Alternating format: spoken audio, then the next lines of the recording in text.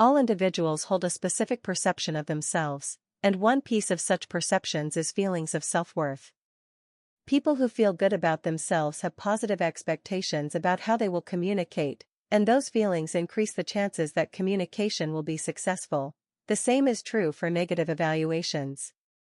An individual's self-concept develops over time, influenced by supportive messages from others, especially those who are particularly influential in our lives, and the way we compare ourselves to other people. Sometimes we view ourselves more harshly than others view us, and sometimes we view ourselves more favorably than others view us. This is related to the fact that sometimes we let our past influence the way we view ourselves, we let overly critical messages influence us the most, we try to be perfect, and we live in a society that tends to reward those who actually downplay their strengths. Human beings change over time, and the self-concept can change too, but typically, it's difficult for such changes to occur, because we often try to confirm our existing self-concept instead of allowing it to adjust.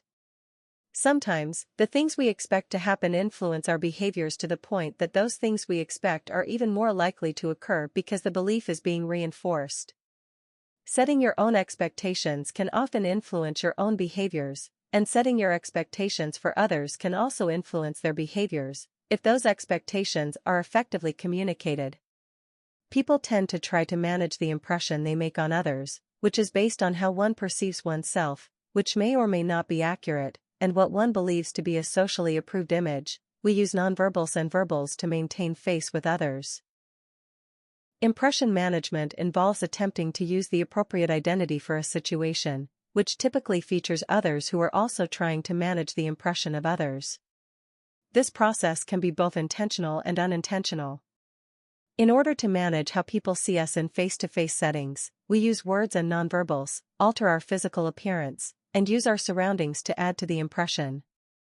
Social networking platforms provide opportunities to share or withhold certain types of information in order to manage how other people see them.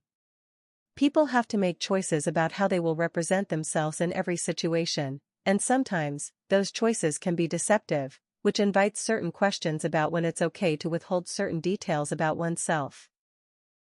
Self-disclosure is a process that features the self as the subject, is intentional and directed at another person, is honest and revealing, contains information generally unavailable from others, and with its intimate nature often determined by context. The social penetration model provides a framework to represent how people share information. The model represents the range of information shared and how personal those messages are, which influences the level of intimacy in the relationship. The social penetration model represents the variety of topics to be discussed and how personal those topics can get. The Johari window model illustrates different areas that represent things about you that are known to yourself and to others. Whether or not you're willing to share that information depends on whether that information is known to yourself and others, not known to the self, not known to others, or not known to any parties involved.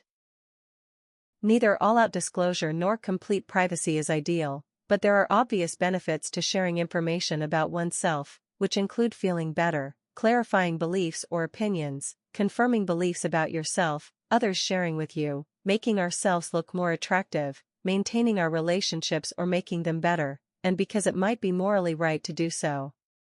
Opening up to others can involve risks, such as feeling rejected, giving a negative impression, feeling less satisfied with a relationship, loss of control of how others view you, or hurting the person you're sharing with.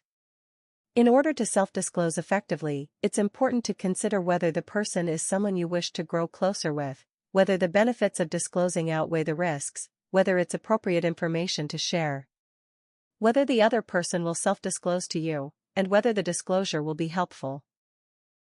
If self-disclosure doesn't seem to be appropriate, there are a few things you can do.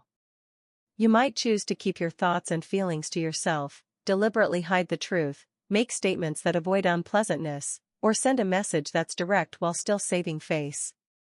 Sometimes it's most appropriate to be honest, and in those cases, it's useful to weigh the effects of telling a lie, whether what you're saying is in the best interests of the receiver of the message, if there's another option besides evasion, and how people would respond if they knew what you were really thinking.